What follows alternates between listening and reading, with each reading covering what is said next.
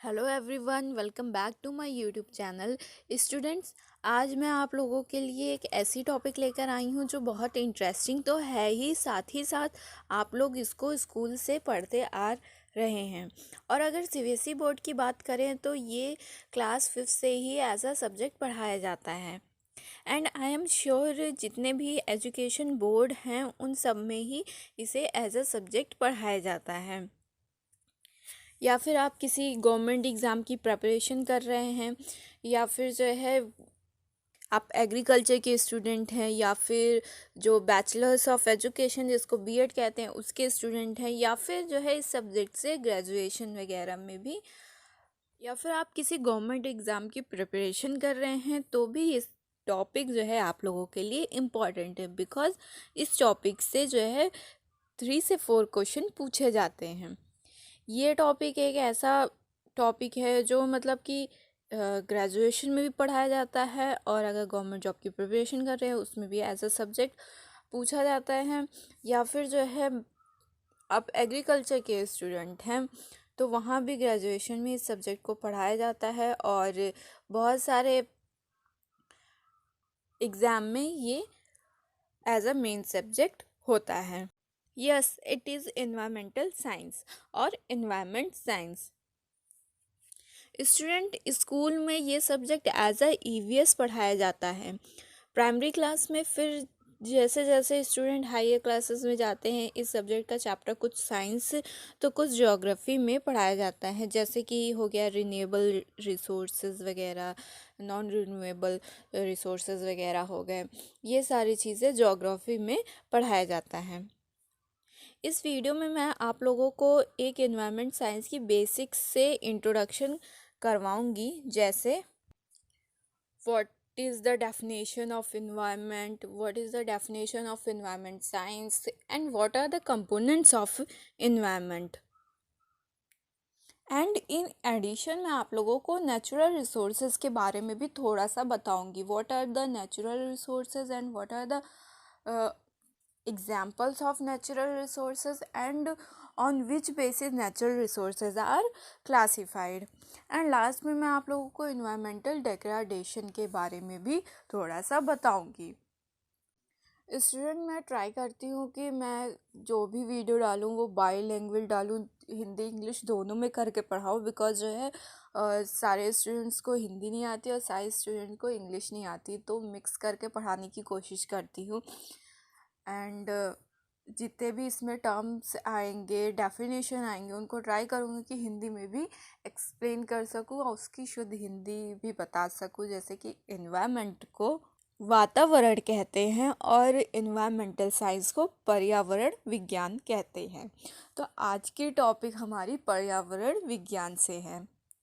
Main video start करने से पहले मैं आप लोगों को कहना चाहती हूँ, अगर आप मेरे चैनल पे नए हैं तो प्लीज़ लाइक कर दीजिए एंड जल्दी से शेयर कर दीजिए अपने फ्रेंड्स के साथ, क्योंकि मैं बताई कि ये सब्जेक्ट जो है हर कोई के लिए इम्पोर्टेंट होता है, हर किसी के लिए इम्पोर्टेंट होता है। बिकॉज ये एनवायरनमेंट से रिलेटेड है, इसलिए आप अपने फ्रेंड्स के साथ शेयर कर दीजिए and must subscribe my channel.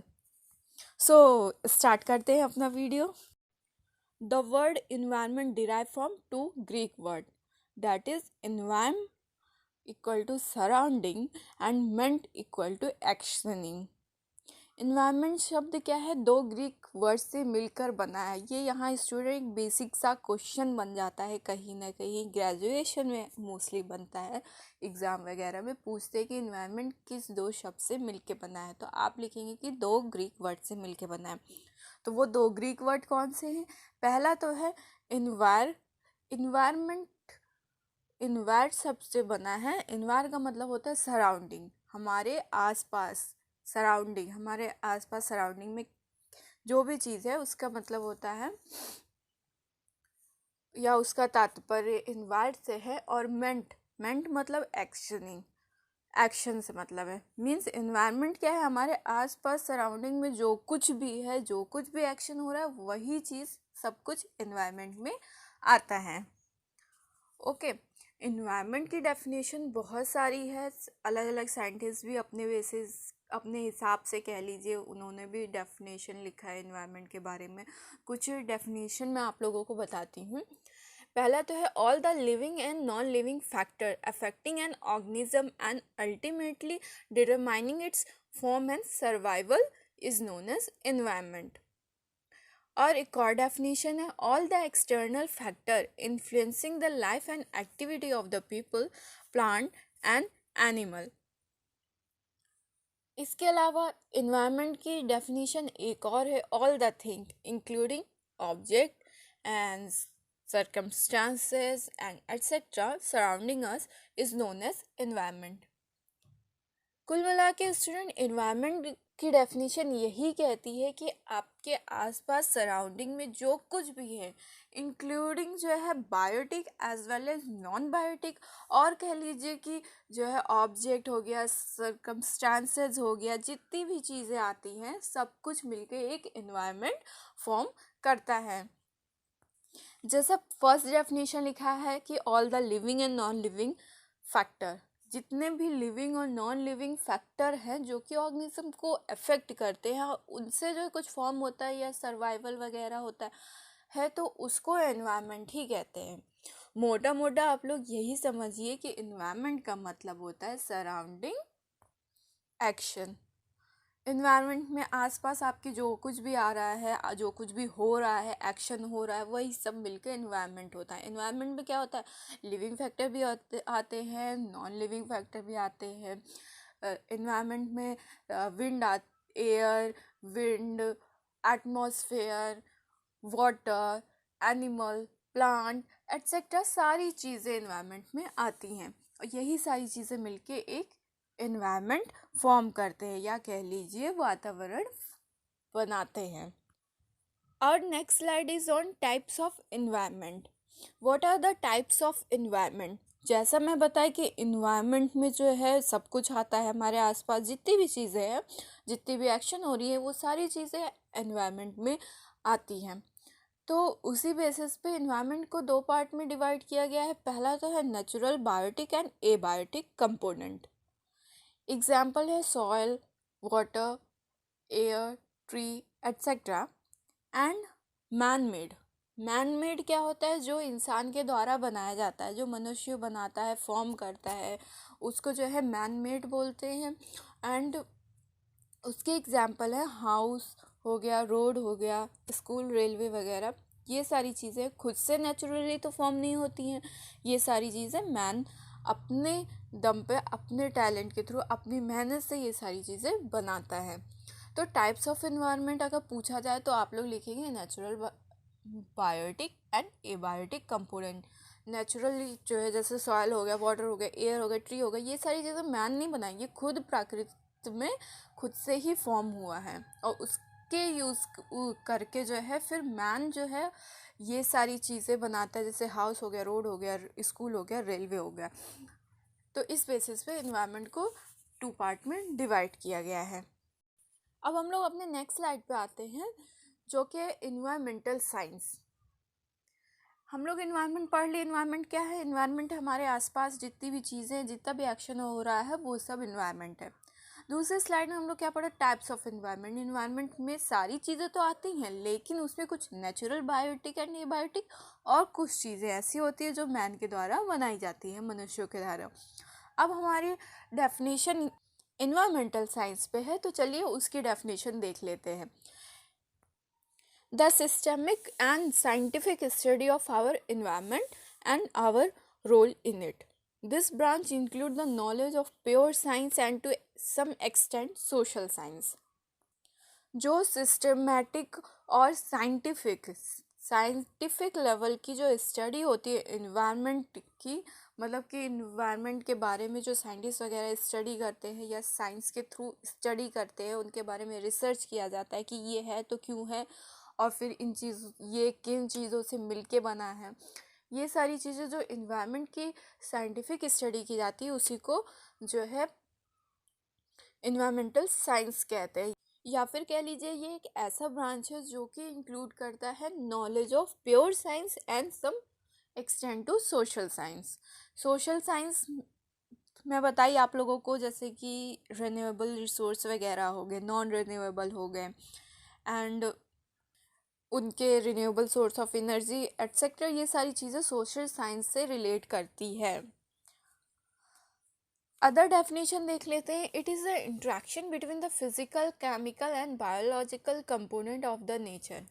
It is also a multidisciplinary science because it includes number of disciplines like geology, hydrology, soil science, atmospheric science, etc. Second definition में ये बता रहा है कि जो है ये इन्वायरमेंट साइंस क्या है, ये एक इंट्रैक्शन है किसके बीच का, physical, chemical and biological component of nature.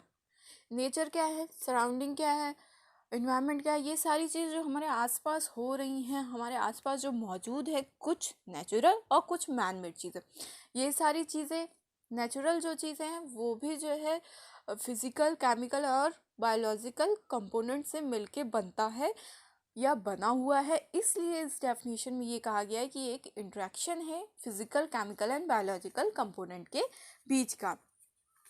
ये एक मल्टीडिसिप्लिनरी साइंस भी है. क्यों है, क्योंकि इन्वायरमेंटल साइंस में बहुत सारे साइंसेज आ जाते हैं, बहुत सारे ब्रांचेस कह लीजिए या फिर कह लीजिए बहुत सारे डिसिप्लिन आ जाते हैं. जैसे कि इन्वायरमेंट के बारे में हमें स्टडी करना है तो we have to study about geology also, hydrology also. Soil के लिए सॉइल साइंस भी पढ़ना ज़रूरी है, एंड एटमॉस्फेयर के लिए एटमॉस्फेरिक साइंस भी पढ़ना ज़रूरी है, एंड एट्सेट्रा. बहुत सारे सब्जेक्ट्स इसमें आते हैं. इसलिए ये जो है इन्वायरमेंटल साइंस को मल्टीडिसिप्लिनरी साइंस भी कहा जाता है.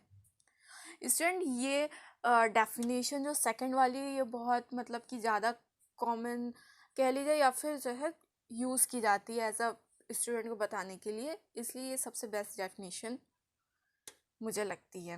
That is, it is a interaction between the physical, chemical and biological component of the nature.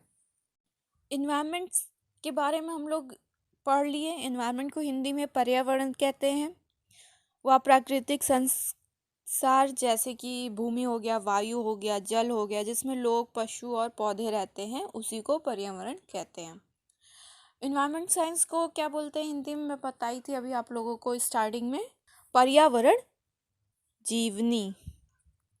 तो ये इन्वायरमेंटल साइंस की डेफिनेशन हो गई. Now we come on our next slide, that is what are the components of environment. Environment की components क्या हैं.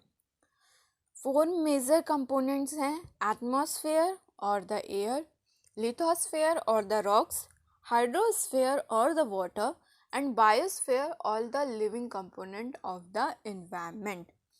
ये 4 component major component हैं इन्वायरमेंट के, जिससे मिलके इन्वायरमेंट बना हुआ है. सो चलिए सबके बारे में डिटेल में थोड़ा सा देख लेते हैं. फर्स्ट है एटमॉस्फेयर और the air. Gaseous envelope surrounding the earth is called atmosphere. It is vital component of the physical environment and it is made up of 2 main component, that is atmospheric gases and particulate matter.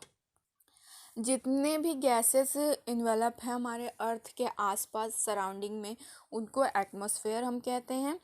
और ये physical environment का एक vital component है and जो है 2 main component से मिलके बना हुआ है. एटमॉस्फेयर 2 मेन कंपोनेंट से मिलके बना हुआ. पहला तो है एटमॉस्फेरिक गैसेस एंड दूसरा है पर्टिकुलेट मैटर. यहाँ हम लोग देख लेते हैं एटमॉस्फेरिक गैसेस और पर्टिकुलेट मैटर के बारे में थोड़ा सा. एटमॉस्फेरिक गैसेस, एटमॉस्फेयर में जो भी गैसेस अवेलेबल हैं वो कितने परसेंट में अवेलेबल हैं, ये उसकी लिस्ट दी हुई है. जैसे कि हमारे एटमॉस्फेयर में सबसे ज़्यादा अवेलेबल है नाइट्रोजन, वो कितना है 78.08%, एंड उसके बाद ऑक्सीजन आता है 20.94%. आर्गन है 0.93% and carbon dioxide is 0.03%. Other gases जो है थोड़े थोड़े से हैं ट्रेस अमाउंट में, एंड हाइड्रोजन जो है 0.0005% है. तो देख लीजिए एटमॉस्फेयर में सबसे ज़्यादा कौन सी गैस प्रेजेंट है, तो वो है नाइट्रोजन एंड ऑक्सीजन.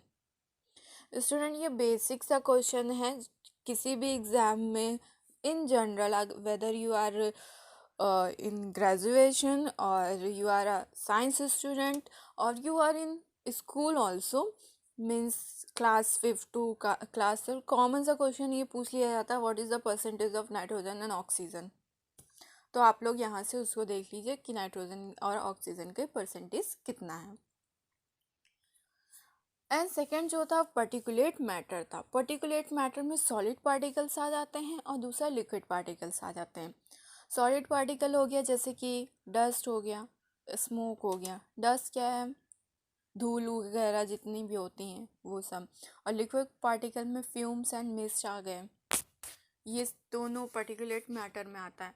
यहाँ से भी एक क्वेश्चन बनता है कि what are the example of solid particle and what are the example of liquid particle. तो यहाँ से आप लोग देख लीजिए, इसका आंसर ये होगा।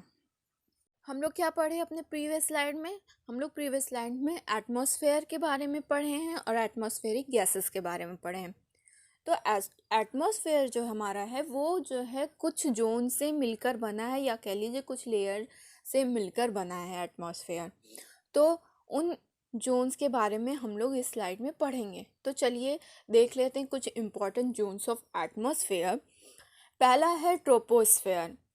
The basal part of atmosphere, which is about 20 kilometer above the Earth's surface, is known as troposphere. Troposphere क्या है? जो सबसे नीचे वाला लेयर है, जोन है, जो सिर्फ अर्थ सरफेस से 20 किलोमीटर के ऊंचाई पे है, वही ट्रोपोस्फेयर है। ऑर्गेनिज्म के लिए ये मोस्ट इम्पॉर्टेंट जोन होता है। Cloud formation, lightning, thundering, thunderstorm formation all take place in this layer. Okay, तो अब हम लोग देखते हैं अपना सेकंड जो है जोन क्या है, वो है stratosphere. Next to the troposphere, the second zone of about 30 kilometre height is called stratosphere, where the temperature values show an increase up to 90 degree centigrade. Troposphere के बाद ये स्ट्रेटोस्फेयर जोन होता है। ये सेकंड जोन है जो कि जो है 30 किलोमीटर हाइट पे होता है, जहाँ पे टेम्परेचर जो है एक 90 डिग्री सेंटीग्रेड तक जो है इंक्रीज हो जाता है। And third zone is mesosphere, about 40 kilometre in height next to stratosphere is called at as mesosphere. Here temperature shows a decrease up to 80 degree centigrade. Mesosphere क्या है? 40 किलोमीटर हाइट पे होता है और जस्ट स्ट्रेटोस्फेयर के बाद ही होता है। एंड जो यहाँ पे टेम्परेचर क्या होता है, शो करता है एक डिक्रीज, कितने डिग्री का? -80 डिग्री सेंटीग्रेड का। और लास्ट जोन जो है वो है आइनोस्फेयर और thermosphere. The rest above the mesosphere up to the height of about 300 kilometre above earth surface is ionosphere. Mesosphere के बाद एक लेयर आती है, वो होती है आइनोस्फेयर। 300 किलोमीटर अर्थ सरफेस से, या कह लीजिए हमारी पृथ्वी से 300 किलोमीटर ऊपर जाएंगे तो उसके ऊपर जो लेयर आती है वो आइनोस्फेयर होती है, और उसके ऊपर जितने भी चीज़ें हैं सब कुछ आइनोस्फेयर में आती है। आइनोस्फेयर को थर्मोस्फेयर भी कहते हैं। और स्टूडेंट एग्ज़ाम में यहाँ से भी एक क्वेश्चन बनता है, ये तो कॉमन सा क्वेश्चन है कि हर स्टूडेंट को आना चाहिए, what are the zones of atmosphere and what are the layer of atmosphere. यहाँ पे क्वेश्चन किस तरीके से बनता है? यहाँ क्वेश्चन ऐसे बनता है कि स्ट्रेटोस्फेयर जो है कौन सा जोन है या कौन से नंबर का लेयर होता है एटमॉस्फेयर का। या फिर पूछ लेंगे आइनोस्फेयर और थर्मोस्फेयर जो होता है वो कौन से नंबर का जो है जोन है, तो आप कहेंगे लास्ट जोन है। या फिर पूछेगा आइनोस्फेयर को और किस नाम से जाना जाता है, या फिर कहेंगे थर्मोस्फेयर को जो है और किस नाम से जाना जाता है, वेदर इट इज़ स्ट्रेटोस्फेयर और मीसोस्फेयर और आइनोस्फेयर एट्सेट्रा। इस टाइप के क्वेश्चन इससे बनते हैं। ये तो कॉमन सा क्वेश्चन है स्टूडेंट, ज़रूरी नहीं है कि आप जो है इंजीनियरिंग के स्टूडेंट हो या एग्रीकल्चर के स्टूडेंट हो, ये आपके कोर्स में नहीं आता। ये कॉमन सा क्वेश्चन है, इन सारी चीज़ों के बारे में आप लोगों को जानना तो ज़रूरी है और आना ही चाहिए। ये एक मुझे लगता है एनवायरनमेंट साइंस एक बहुत इम्पॉर्टेंट सब्जेक्ट है, बहुत इम्पोर्टेंट टॉपिक है जो हर एक स्टूडेंट को जिस उसके बारे में आना चाहिए, उसके बारे में जानकारी रखनी चाहिए। चलिए अब हम लोग अपने नेक्स्ट कंपोनेंट पे आते हैं, दैट इज लिथोस्फेयर और the rock. It comprises rockery or the solid component of the environment and supplies the most of the mineral required by the plants. It has two significant role in the metabolism of plants, that is, it forms major portion of the soil in which all terrestrial plants grow, and it provides majority of minerals required for plant metabolism. Lithosphere को rock के नाम से भी जाना जाता है और ये कंप्राइजेस करता है रॉकरी और सॉलिड कंपोनेंट एनवायरनमेंट का, जो कि मिनरल प्रोवाइड करता है प्लांट के लिए, प्लांट के ग्रोथ एंड डेवलपमेंट के लिए। ये जो है एक मेजर पोर्शन फॉर्म करता है सॉइल का, जहाँ पे टेरेस्ट्रियल प्लांट जो है ग्रो करते हैं। टेरेस्ट्रियल यानी कि जो सॉइल पे ग्रो करते हैं प्लांट, और एक्वेटिक वो होते हैं जो पानी के अंदर ग्रो करते हैं। तो उसी चीज़ का लिखा हुआ है, it forms major portion of the soil in which all terrestrial plants grow. एक ये सॉइल का मेजर पोर्शन फॉर्म करता है लिथोस्फेयर, जहाँ पे जो है टेरेस्ट्रियल प्लांट ग्रो करते हैं। It provide majority of the mineral required for plant metabolism. Plant metabolism के लिए बहुत सारे मिनरल जो है ये प्रोवाइड करता है। Now we come on our next slide, that is hydrosphere or the water. Student, hydro का मतलब ही वाटर होता है। इसका डेफिनेशन देख लेते हैं या फिर इसके बारे में देख लेते हैं। Water is the most important mineral on the earth and covers about 73% of its surface in the form of rivers, stream and ocean. Besides being an important constituent of lithosphere and the atmosphere, water is vital constituent of living matter called protoplasm. Hydrosphere किससे related है? Hydrosphere जो है water से related है, पानी से related है। Water या फिर पानी जिसको कहते हैं वो हमारे लाइफ में बहुत इम्पोर्टेंट रोल प्ले करता है लिविंग बीइंग के लिए, और ये एक इम्पॉर्टेंट मिनरल भी है अर्थ का। और ये जो है 73% सरफेस कवर करता है, किसके फॉर्म में? River, stream and ocean. Student, जो ड्रिंकिंग वाटर जो अवेलेबल है, जिनको हम लोग पी सकते हैं, वो सिर्फ जो है 0.3% ही अवेलेबल है। इसीलिए आप लोगों से कहा जाता है, अक्सर सब लोग कहते होंगे पानी ज़्यादा वेस्ट ना करो, वाटर वेस्ट ना करो, उसको बचा के रखो। पर लोग ये सोचते इतने सारे तो पानी है ही, रिवर में है, स्ट्रीम में, ओशन में है, क्यों कहा जा रहा है वो उसको बचाने के लिए, जब ऑलरेडी इतने सारे पानी हमारे अर्थ पे अवेलेबल है। लेकिन वो सारे पानी पीने के लिए नहीं अवेलेबल हैं। वो सब रिवर हो गया, स्ट्रीम, ओशन वगैरह में कुछ खारे पानी होते हैं, कुछ बरसात के पानी हो रहे अवेलेबल तो है, बट वो उसको हम लोग ड्रिंक नहीं कर सकते हैं। सिर्फ 0.3% जो वाटर है अवेलेबल है, वो ड्रिंकिंग पर्पस के लिए अवेलेबल है, उसी को हम लोग पी सकते हैं।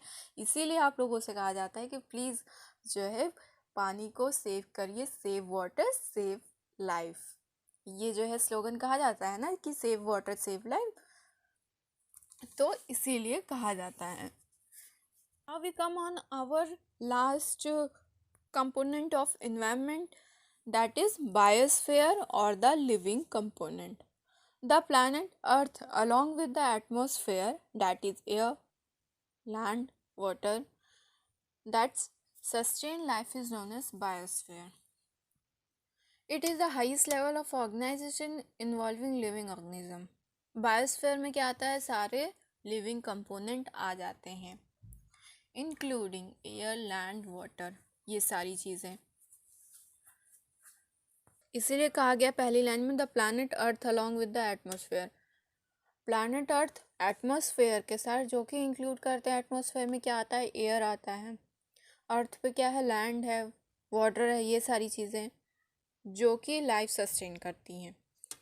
इन सब को बायोस्फीयर कहा जाता है। स्टूडेंट, ये सब तो हो गए जो है एनवायरनमेंट के, या फिर एनवायरनमेंट साइंस के जो है कुछ कंपोनेंट हो गए हैं। अब हम लोग देख लेते हैं नेचुरल रिसोर्सेज के बारे में.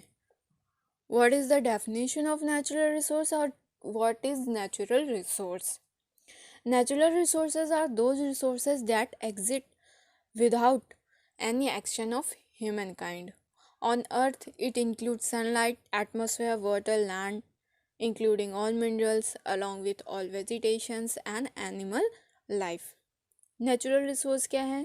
नेचुरल से ही आप लोग जान जाए कि नेचर, प्राकृतिक तरीके से जो रिसोर्सेज अवेलेबल हैं, बिना किसी मनुष्य के एक्शन के, बिना किसी मनुष्य के कोई काम किए, बिना जो है जो भी नेचुरल रिसोर्सेज अवेलेबल हैं अर्थ पर, उन्हीं को हम लोग नेचुरल रिसोर्स कहते हैं. जैसे कि अर्थ पे क्या क्या नेचुरली अवेलेबल है? सनलाइट है, सूरज हो गया, पानी हो गया, ज़मीन हो गई, एटमॉस्फेयर हो गया, वेजिटेशन हो गया, ये सारी चीज़ें नेचुरल रिसोर्स में आती हैं. सनलाइट को मैन तो बनाया नहीं है, वो खुद ही से वो है, नेचर के थ्रू है सनलाइट, जहाँ से हम लोग सनरेज लेते हैं. आजकल तो ठंडी बहुत पड़ रही है तो सनलाइट की बहुत ही आवश्यकता पड़ती है, इसलिए ये सारी चीज़ें नेचुरल रिसोर्स के अंडर आती हैं. Now we come on our next slide, that is classification of natural resources. कि नेचुरल रिसोर्सेज को किन बेसिस पे क्लासिफाई किया गया है. नेचुरल रिसोर्सेज को टू बेसिस पे क्लासिफाई किया गया है. पहला तो है on the basis of origin. Origin की बेसिस पे नेचुरल रिसोर्सेज दो पार्ट में सब डिवाइडेड हैं, that is biotic and abiotic. Biotic resources क्या होते हैं? Biotic resources are obtained from biosphere. Biotic resources biosphere से ऑब्टेन किया जाता है. बायोस्फीयर में क्या आता है? Living and organic material such as forest and animal. Fossil fuels such as coal and petroleum are also example of biotic resources. अब हम लोग एबायोटिक के बारे में देख लेते हैं. Abiotic resources are those that come from non living non organic material. वे रिसोर्स जो कि जो है non living and non organic material से ऑब्टेन किए जाते हैं, उनको एबायोटिक रिसोर्सेज कहा जाता है. एंड एग्जाम्पल इसके हैं land, fresh water, air, rare earth elements, heavy metal etcetera. Abiotic term से ही आप लोग जो है समझ आएंगे नॉन लिविंग थिंग या नॉन लिविंग मटेरियल के बारे में बोला जा रहा है. एबायोटिक का मतलब ही हिंदी में आजीवनी होती हैं. और बायोटिक से आप लोग को पता चल जाएगा कि बायोटिक मतलब लिविंग थिंग होता है और हिंदी में इसको जीवनी कहते हैं. इसलिए basis on the basis of origin के बेसिस पे ये बायोटिक और एबायोटिक में डिवाइड किया गया है. मतलब लिविंग एंड नॉन लिविंग, या फिर हिंदी में कह लीजिए जीवनी और आजीवनी में इसको डिवाइड किया गया है. अब हम लोग जो है सेकंड बेसिस देख लेते हैं कि सेकंड किस बेसिस पे क्लासिफाई किया गया है. वो रिकवरी रेट पे किया गया है, जो कि रिकवर हो सके और रिकवर ना हो सके. तो रिकवरी रेट के बेसिस पे ये सब डिवाइडेड है renewable resources and non renewable resources में.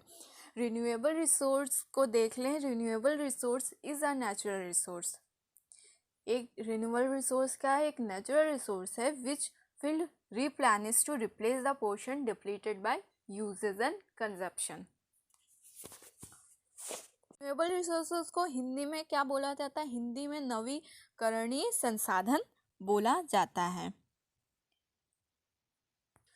और रिन्यूएबल रिसोर्सेज वो नेचुरल रिसोर्सेज हैं जो कि अगर जो है डिप्लीट हो रहे हैं यूजेस से, ह्यूमन यूजेस से, कंजप्शन से, तो वो नेचुरली जो है और रिन्यू होते रहते हैं, दोबारा बनते रहते हैं. जैसे कि biomass, hydro power, geothermal, wind energy etcetera, ये सब रिन्यूएबल रिसोर्स में आते हैं. सेकंड है non renewable resource. And non renewable resource is are natural resource that can not be readily replace by nature. For example fossil fuel such as oil, natural gas, coal etcetera. Non renewable resource को हिंदी में जैसे renewable को नवीकरणीय संसाधन बोला जाता है, तो इसको हिंदी में अनवीकरणीय संसाधन कहा जाता है. और जो है ये नॉन रिन्यूएबल रिसोर्स वो रिसोर्स होते हैं जो रिसोर्स ह्यूमन एक्टिविटी के थ्रू ख़त्म होता जा रहा है तो दोबारा जो है रिन्यू नहीं हो सकता है, दोबारा जो है नेचुरली फॉर्म नहीं हो सकता है। और अगर फॉर्म होगा तो उसको थाउजेंड्स ऑफ थाउजेंड ईयर लग सकते हैं। जैसे कि फॉसिल फ्यूल हो गया, such as oil, natural gas, coal etcetera, ये ऑयल हो गया, नेचुरल गैस हो गया, ये सारी चीज़ें हमारे एनवायरनमेंट में कह लीजिए या फिर नेचुरल गैस से एटमॉस्फेयर में अवेलेबल होता है, ये अबेंडेंट अमाउंट में अवेलेबल है।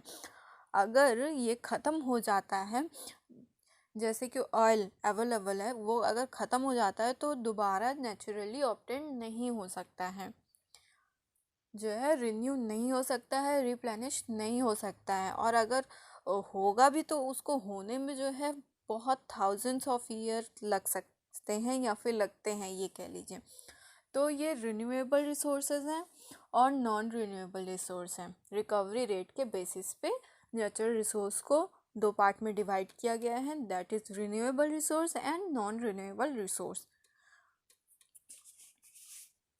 कुछ जो है रिन्यूएबल सोर्सेज ऑफ एनर्जी के एग्जाम्पल देख लेते हैं।